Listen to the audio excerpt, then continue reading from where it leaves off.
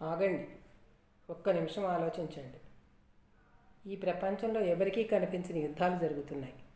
అవి యుద్ధభూముల్లో కాదు, మన మనసుల్లో. బయట నవ్వుతున్న ముఖాల వెనుక ఎంత నొప్పి దాగి ఉందో ఎవరూ అడగరు, ఎవరూ వినరు. రోజూ అవమానం, రోజూ ఒత్తిడి, రోజూ నువ్వు సరిపోవు అన్న మాటలు. చివరికి ఆ మనిషి తనకే తాను అడుగుతాడు, నా జీవితం విలువ ఏంటి అని. అక్కడే మొదలవుతుంది ప్రమాదం.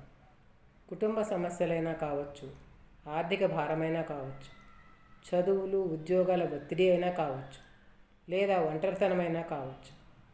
బాధకు రూపం వేరు, కానీ నొప్పి మాత్రం ఒక్కటే.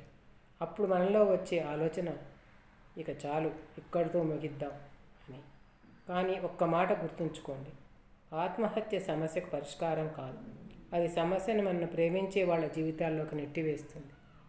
మీ అమ్మ, మీ నాన్న, మీ పిల్లలు, మీ కుటుంబంలోని మిమ్మల్ని ప్రేమించేవాళ్ళు, మీ స్నేహితులు ఎవరైనా కావచ్చు. వాళ్ళ జీవితాల్లో మిగిలేది మౌనం కాదు, ఎప్పటికీ మానని గాయం.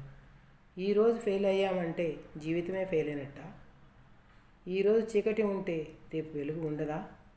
మన సమాజంలో శరీరానికి జబ్బు వస్తే డాక్టర్ దగ్గరికి వెళ్తాం, కానీ మనసు నొప్పితో కేకలు వేస్తుంటే మాట్లాడడానికి భయపడతాం. మానసిక ఆరోగ్యం కూడా ఆరోగ్యమే. సహాయం అడగడం బలహీనత కాదు, ధైర్యం. మీ చుట్టూ ఎవరైనా అతిమౌనంగా ఉంటే, ఒక్కసారిగా మారిపోతే, జీవితంపై ఆసక్తి కోల్పోయినట్లు కనిపిస్తే దయచేసి వదలకండి. ఒక్క మాట చెప్పండి, నేను ఉన్నాను, నిన్ను వింటాను అని. అది జీవితం కాపాడే మాట కావచ్చు. ఫ్రెండ్స్, ఒక సమస్య శాశ్వతం కాదు. జీవితం ఒక్కసారే దొరికే వరం. మీ జీవితం విలువైనది, అమూల్యమైనది అని గుర్తుంచుకోండి.